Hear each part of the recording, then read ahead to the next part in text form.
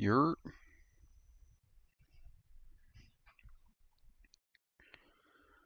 what it do, y'all? What it be? Is me. Is me. A-N-T, repping the G. A to the M-E, to the G, to the A-N-G. That's the game gang. Y'all know we don't play none of that. If you's a lame, you can't hang. All of that. Bang, bang. And I'm back. Episode 94 of Ants Random Rants. It's been a minute. I've been sick. If I could get, a personal, I'm gonna get to some topics. I'm gonna get to what I gotta get to.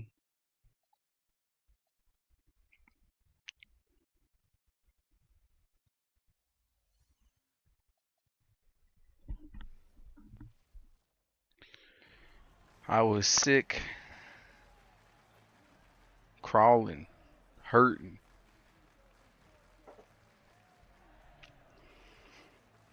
for like a whole month. Felt like I was fighting something for like the first 2 weeks. 1 week I felt like decent, and then it was all downhill for like a whole week. Missed a whole week of work, in bed, couldn't keep no kind of food down, no nothing. It was all bad. But I'm back. Oh shit.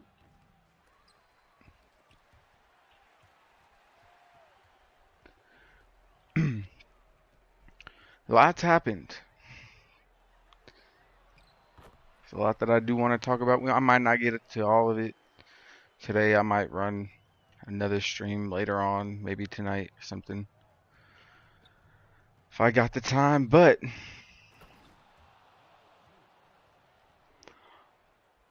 one thing I've seen that has just irked my soul is I keep seeing these pro athletes get on different platforms or even their own platforms and talk about how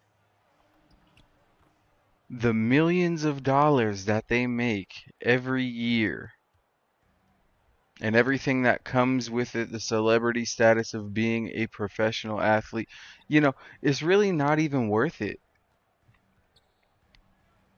At least that's what they're trying to have us believe. Like after taxes and everything, like this is some top 1% propaganda that I just refuse to fall for. Whenever an athlete signs a new contract for millions of dollars or whatever, hundreds of millions of dollars, the first thing I always hear like the sports analysts talk about or like ESPN is how much taxes will be taken out depending on where the athlete lives. Like if they live in New York and or California, obviously the taxes are going to be higher if they play there, and they don't necessarily get to choose where they play. However, athletes that get to play in Texas or I think maybe Louisiana too, or parts of the South mostly, Texas and Florida probably being the big two, where millionaires are not taxed as much, so they get to see a little bit more of their money.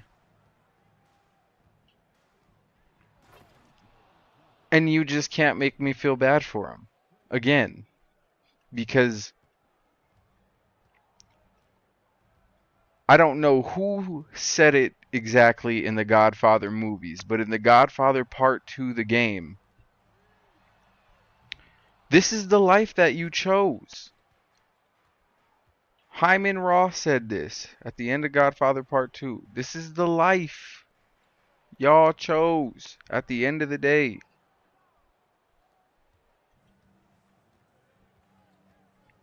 And they make, even what they make after taxes is money that most of us working regular 9 to 5s or trying to make streaming work like this will never see the level of money that these pro athletes receive or get. Even the benefits, the free shoes, the free clothes, they don't let them trick you and sit here and try and lie and be like, oh, well, we don't even get that many benefits or anything like that for being an athlete. Bullshit.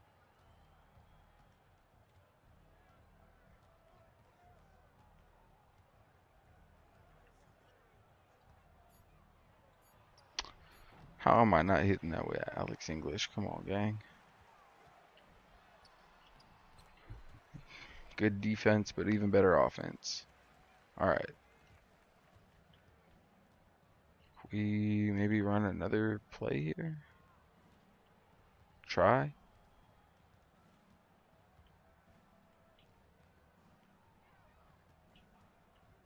There we go. Finally hit something with English.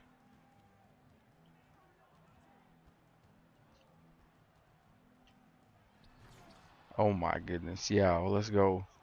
Rim protection to the max. Oh. We're going to have to take full advantage of that Alex English and DeMar DeRozan matchup. And it's crazy because I'm playing against Mike right now. They got Michael Jordan on the Clippers because they had a very, I think they had a top 3 pick because I think Kareem went 1. I think Mike went 2 or something like that. But either way,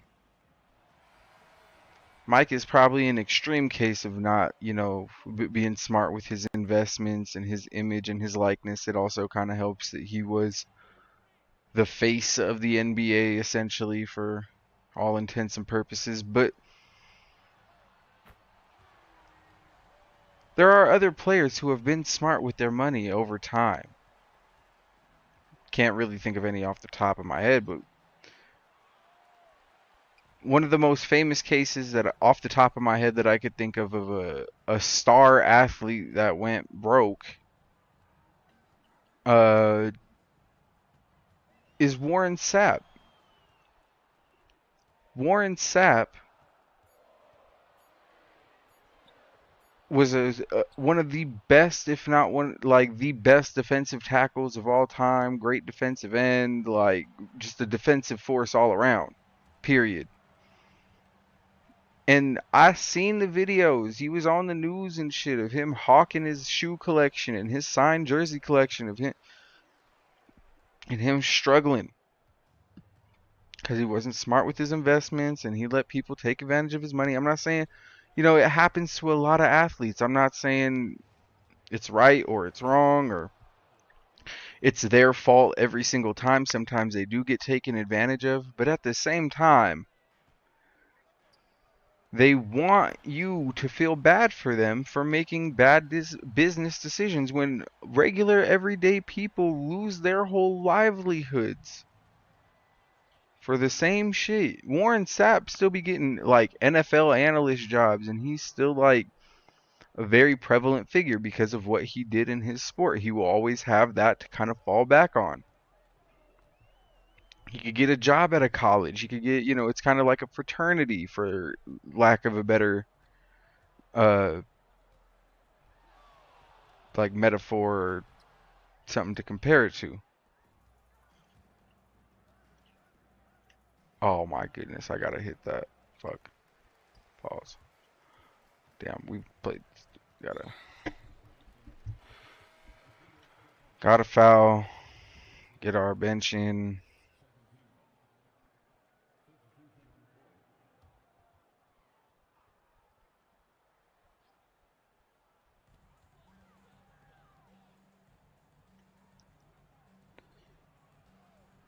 Oh, nice. They can't hit shit either though.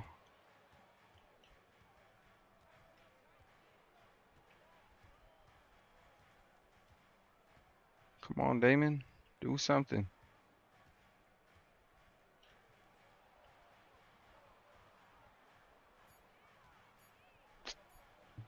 That was nothing. Okay.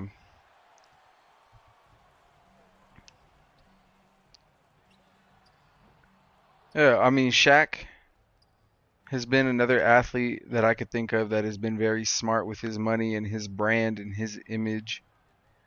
And again, sometimes like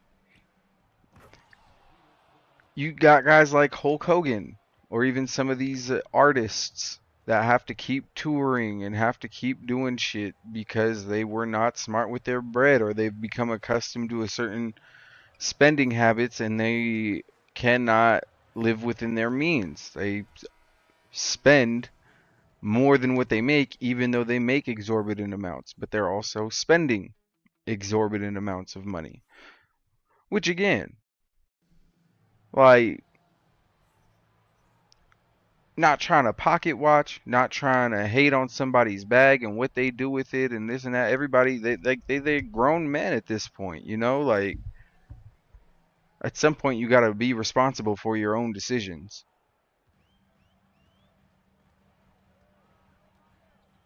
and what you do with your money. But going on podcasts and trying to Sebastian Telfair recently just went on there and was trying to break down like, yeah, we make, you know, a couple million here and there, and I know they make more money, especially in today's league. And a guy like Sebastian Telfair wasn't necessarily like a star, but he was still making like comparable to the average person. They're making way more. You can't even fathom. Like $1 million is $999,000 plus 999 more plus one more dollar. Like, and they burning through that shit like it's nothing. And then they get on podcasts and be like, well, actually, it's because of taxes and, you know, if you get suspended or shit like that, or, uh, you got to buy your mama a house and your family a car and this and that. And it's just like, you don't have to do that, though. You literally do not. Or even if you do, you can do it again, within your means. You don't have to buy everybody a mansion. You don't have to buy all your homies a Ferrari. Like, this is something they get told in like rookie meetings, I swear. I've seen the little like welcome to the NFL things. Maybe I don't know what they do to the NBA, but I'm sure they do the same things. They have pro athletes come in and tell them like, "Hey, don't trick off all your bread." Like,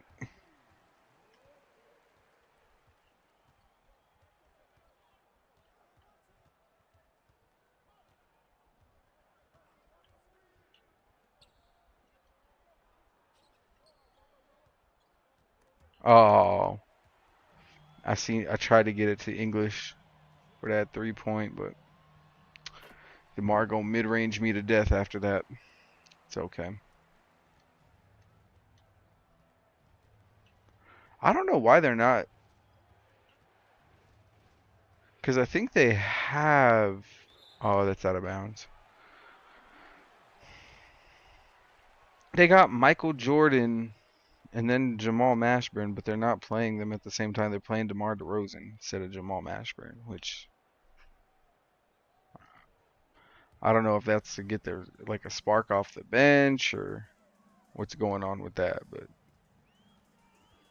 I don't know. DeMar DeRozan killing us though.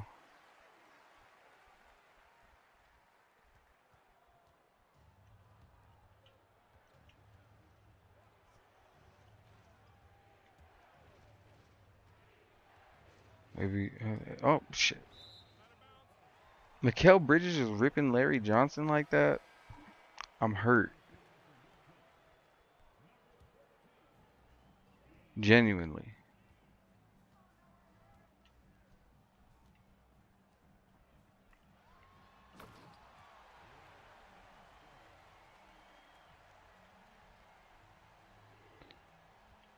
And this is something I don't really hear like a lot of players talk about when they're in the league. Like when they're in the league and they're spending all that bread and they're having a steady check and an income and all that, you don't really hear them complain about taxes or anything like that. But then when they get out of the league and they don't have any bread and they done fucked up they shit, then all of a sudden you start to hear, well, actually, we actually don't make that much. That's, You think we make a lot, but we actually don't. And it's just like, brother, maybe like NFL practice squad athletes don't make a lot, or like the lower tier NFL players because it's a 53-man roster, but there's no way you can convince me if you're making an NBA team, you're not making closer to $1 million a year or somewhere near that. Like, I don't even know what the vet minimum is, but I'm sure it's close to at least.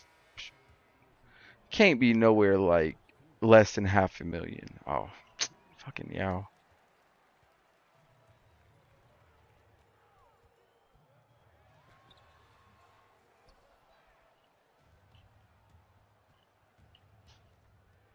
And again, sometimes you just back the wrong people, like, or you do something that make people not want to invest in you anymore.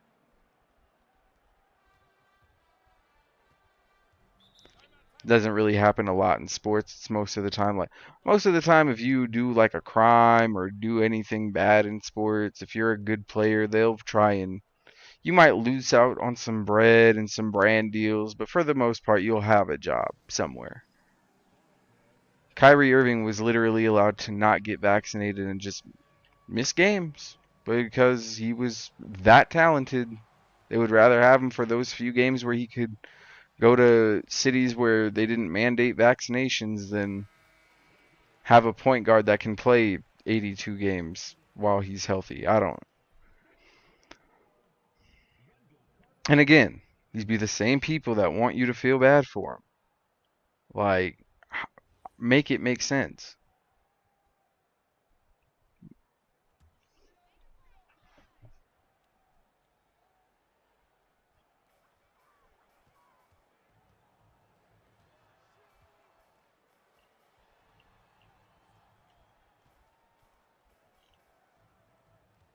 Like, I ain't never heard about Tim Duncan talking about, oh, I got.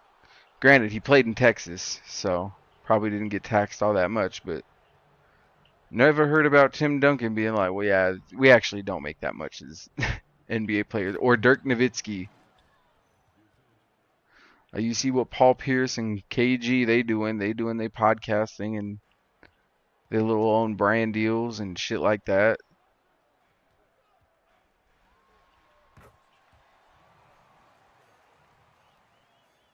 Some players just a little more business savvy. It's not for everybody. And you don't have to be because you're a pro athlete. You just got to save your bread. They'd be complaining about giving their agent like what, like a 5 to 10% cut of their bread. Like, bro, you chose that. Again, you choose to get represented by a professional. Like, because granted, you guys are trying to negotiate for every dollar and all of that, but if you know, like as an NBA player, the least you could do is study the market at the very least at your position and what other people of your caliber are getting paid. Players know how much points they score. Players know where, like, they might have some sick thoughts that they're the best player in the league when they're actually not, but they got to actually look at their averages, look at what other people are getting paid. Like, and that's why some of these negotiations stall in the NBA and the NFL because players, some of them know what they're worth, and they think the team is trying to undercut them.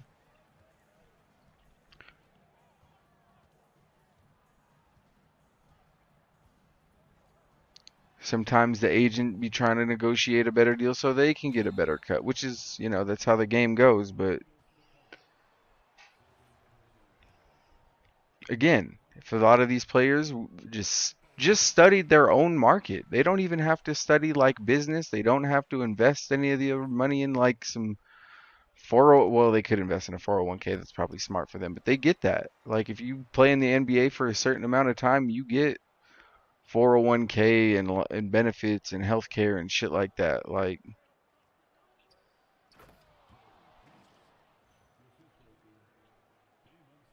they get some pretty decent bennies.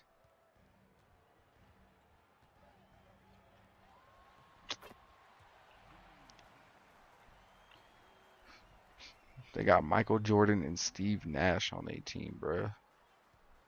What I'm supposed to do with that?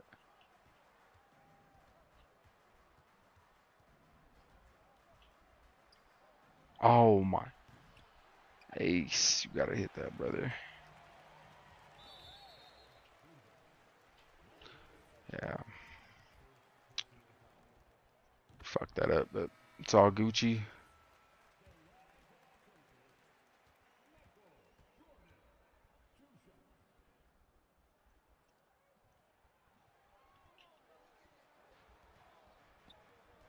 Oh, got him. Here we go, Ace. Yeah, so I don't know what's up with all these pro athletes trying to make us feel sorry for them while they're making millions of dollars, or as I brought up earlier, they be making controversial statements that make people really not like want to invest in them. For example, you got, and this is not a gender specific thing, because apparently Michael Porter Jr. and Sophie Cunningham just love to say shit that makes people not want to like them. They are highly unlikable people. Even if they are, well, in Michael Porter and Sophie Cunningham's case, they decent. They're not great. They're barely good. In Sophie Cunningham's case, she's like a middle of the pack, like decent rotation player in the WNBA. Michael Porter Jr. is a star if there's no other stars around, like he is in Brooklyn. He's a 20-point per game player. But as we've seen in Brooklyn, that's not winning basketball.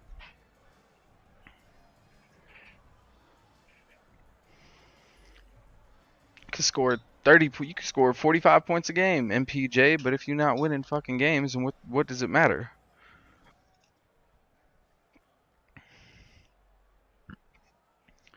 And granted, he is an NBA champion, and he did win one with my Denver Nuggets. But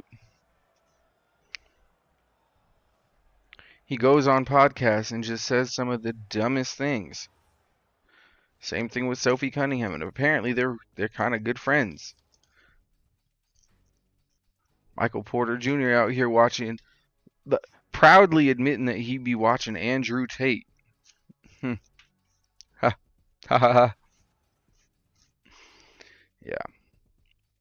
Crazy enough, I didn't see for how much of a fan Andrew or for how much of a fan MPJ was. I didn't see him at any of those Andrew Tate rallies to free him or anything like that. I guess he just watches him, just for the lulz. I guess I don't know what bro be on.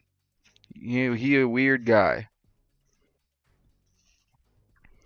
And then you got Sophie Cunningham trying to take the stand uh, about the whole trans athletes and sports and stuff like that. That's literally not happening in any sport.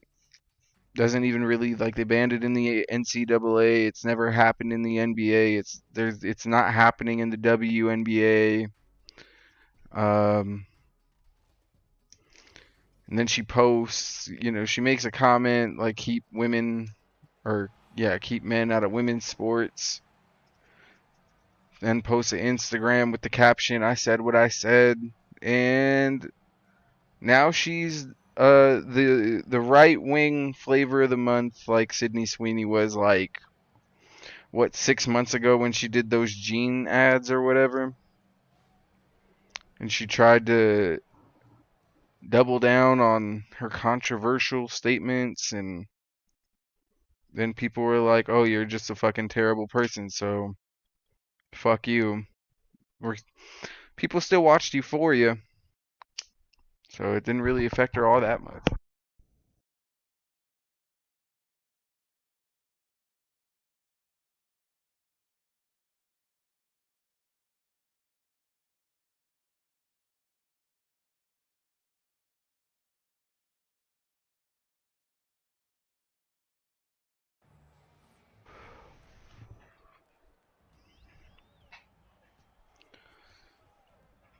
But her popularity and her roles have gone significantly down since then. Haven't heard her do anything new. since then, and I haven't even heard like MAGA talk about her. Now she's up there with like Gina Carano. Like I said, she was MAGA's flavor of the month, and she still kind of is. Talking about Sophie Cunningham, that is.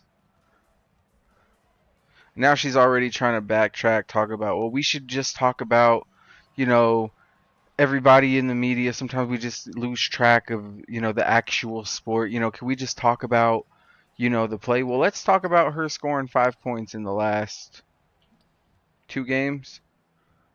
People are saying she did it in honor of her hero and idol Riley Gaines, who everybody knows came in fifth place.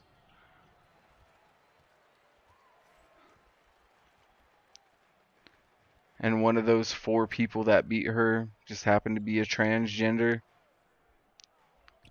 Caused an uproar. And so she hasn't done anything athletic since then. She's just been a MAGA talking point, trying to be relevant by associating herself with any athlete that seems to have that far right wing ideology, i.e., a MPJ or a Sophie Cunningham. Now she's trying to claim that the WNBA is trying to silence and blackball Sophie Cunningham. No, she's just trash. She's just ass. And she don't even have that.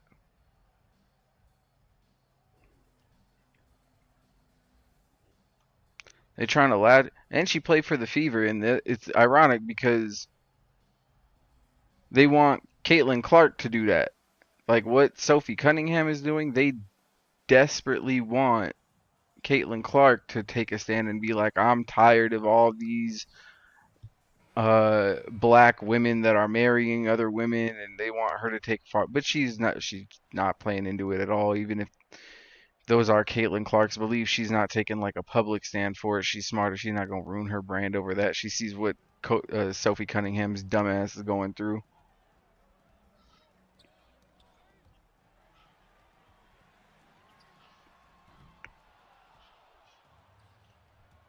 And again, this all goes back to, I wonder, we know the answer to it, but I wonder if those same people that were so adamantly against Colin Kaepernick taking the knee and taking the stand against police brutality, because that's what it was about,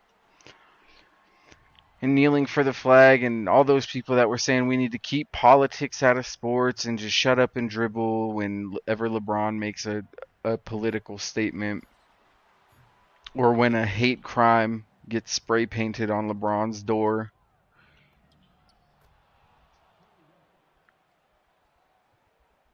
or garage door, or whatever.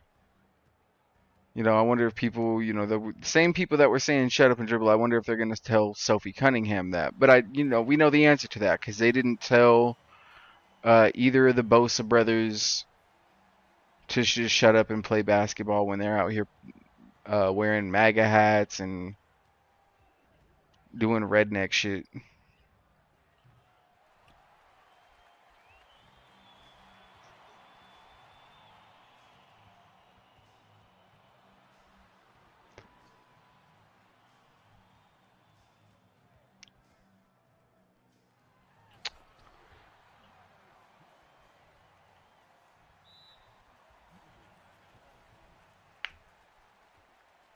Okay, low key, we giving it to Jordan and these Clippers, even though they got Jordan and Steve Nash, but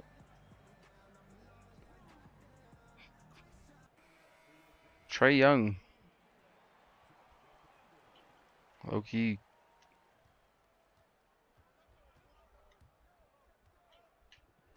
If we could just hit a three with him, that would be kind of great.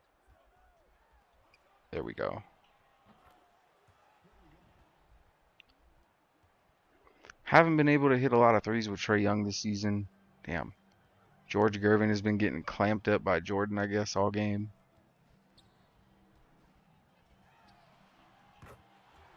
Yikes. How many points does bro got? 11? Okay. It's not terrible.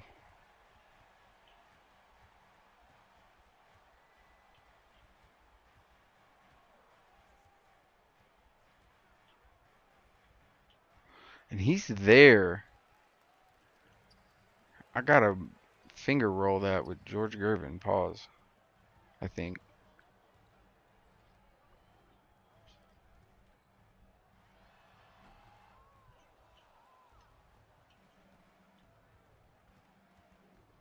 Yeah, they are not allowing George Gervin any breathing room. But Alex English is cooking.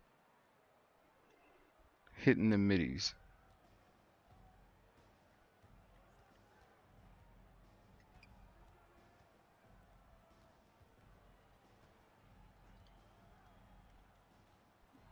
Shit.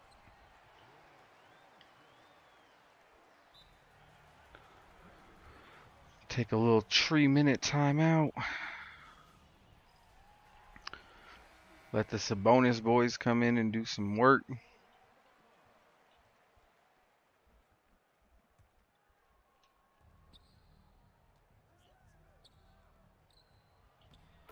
There we go.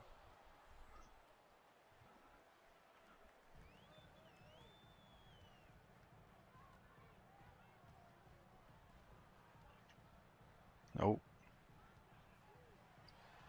Fuck. It's all good.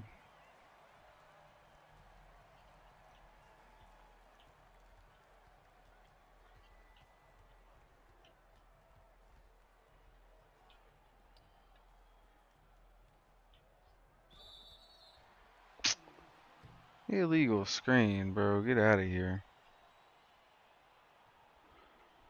And it's just something about, it's not just the pro athletes. They're like, crazy to say, they're kind of like the low men on the totem pole in this conversation, because there was recently some drama, and there has been like some drama going around about teams moving uh stadiums and stuff like that. Mostly like with the A's moving from Oakland to Vegas.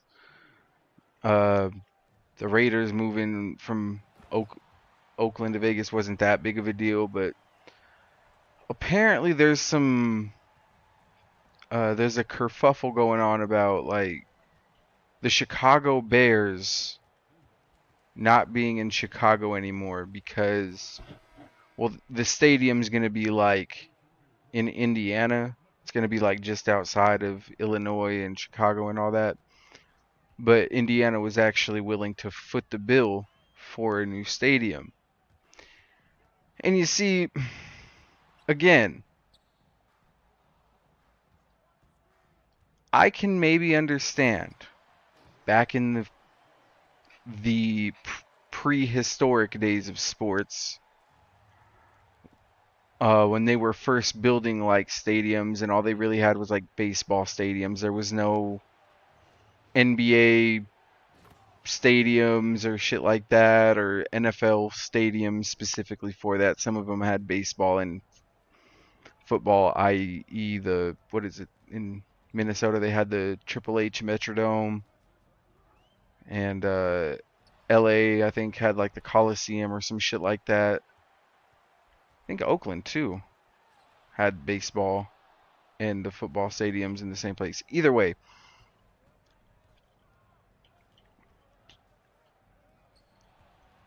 back then when stadiums were, costed a lot more to build, comparable to what the owners had, sure, the city would subsidize some of those stadiums to be built. However, we're in a day and age where a lot of these teams are either owned by, one person that's held on to the team forever, and now they're a multi-millionaire, if not a billionaire. And I don't know the exact stats off the top of my head as to how many sports owners for major leagues are billionaires. Some of them are owned by conglomerates or multiple people that have hundreds of millions or billions of dollars, and they all go in on a team together and share the revenue and all that. In order to build a new stadium, I get the cost of it, cost a lot, and running concessions and all that. But there's not a way right now you can convince me as an American taxpayer that I should have to foot the bill for a billionaire or multi-millionaire and billionaires getting together and asking my help to build them a stadium because, well, we just, do you want sports here or not? Well, yes, I do, but I will be paying taxes, higher taxes for the stadium, and will not be seeing any kind of benefit from that other than having a sports team in my city. I still have to pay full price for tickets and concessions.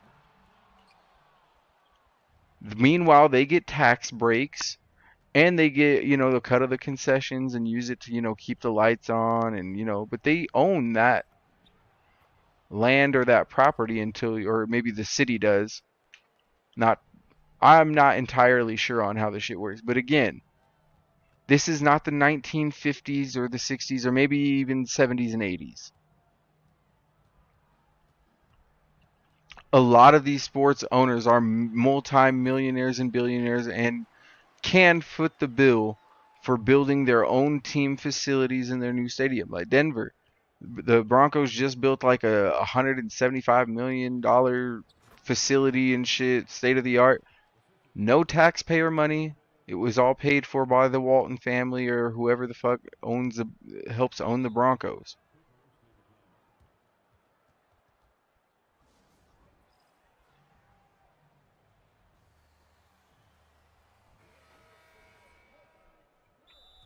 So to me, the whole controversy of the Bears stadium not being in Chicago, good for the Chicago people for taking a stand and saying, "Hey, well, how does this benefit us?" And Indiana, good for them. That's gonna, they in that area they might need that extra revenue, bringing in new people and even that tourism of going to see the Chicago Bears play. However, Chicago, the city itself, is a sprawling city that maybe doesn't necessarily need that money or want to subsidize and make their people pay higher taxes in order to foot the bill for a new stadium, which they have every right to.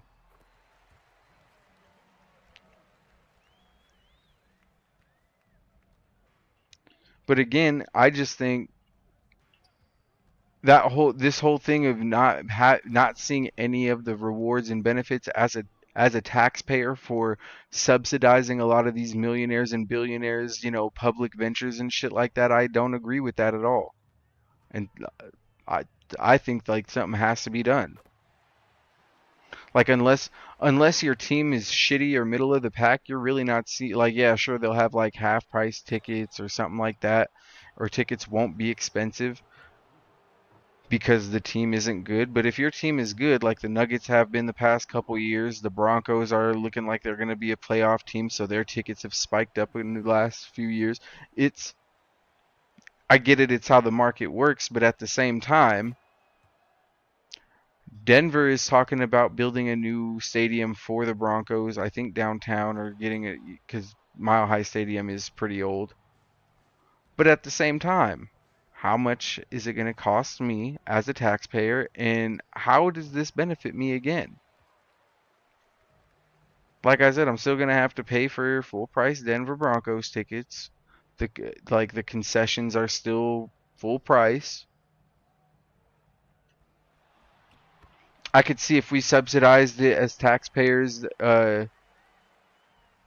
like in the area of Colorado or in the area of Denver or Aurora or whatever, then yeah, hey, maybe they get half price tickets or some free tickets or even, free parking even.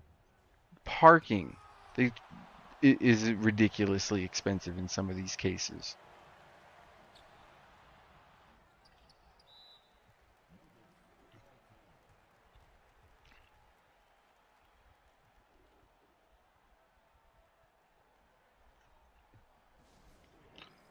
We've gotten really lucky that Jamal Mashburn has not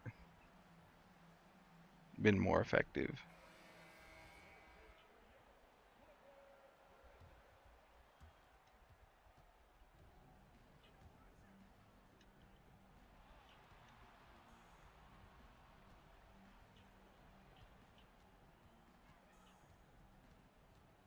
God, Jordan is on bro's ass.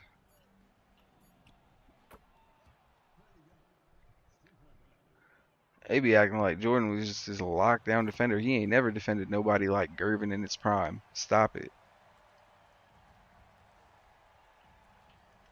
Alright, let's try a elevator type play, maybe.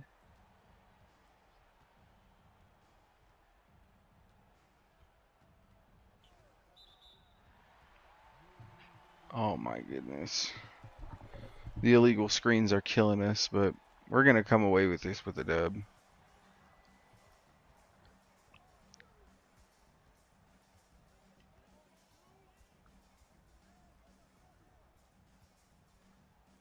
Yao did his job in this one.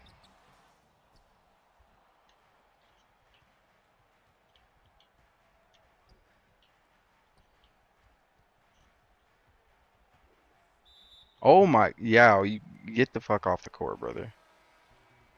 Get off the court.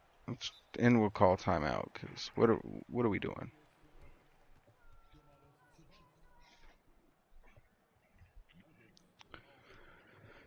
Yeah, these multi-millionaire athletes and business. Oh yeah, let's not have that music in here. Multi-millionaire athletes and business and team owners trying to convince people that just like everyday taxpayers like, oh yeah, actually we don't actually have it that good. Give me a fucking break, bro. And give me the bread.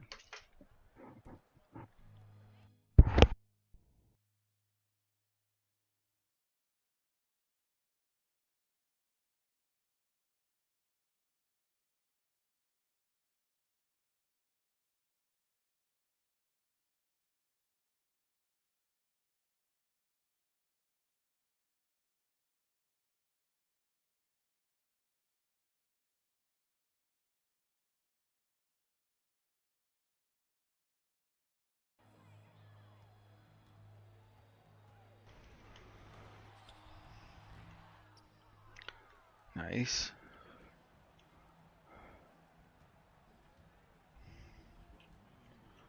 Oh my goodness. Oh, that was tried to pump fake and he went up for it.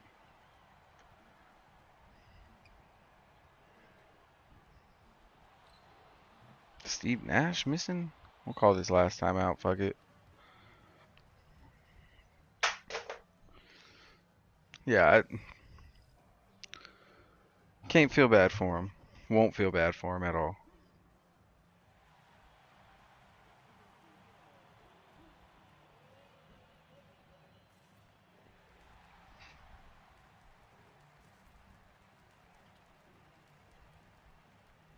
Oh,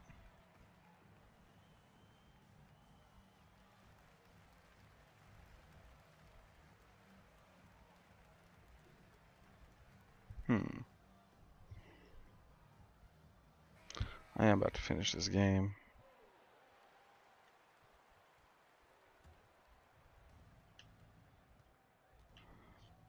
Could pick up this shift for work. Might do that. Get a little bit of extra bread.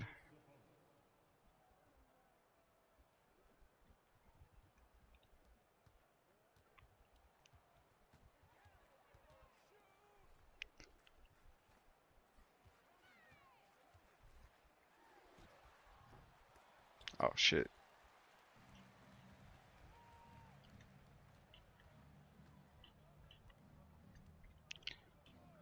Oh my goodness. George Gervin. We gonna win this game, but it was an ugly fourth quarter.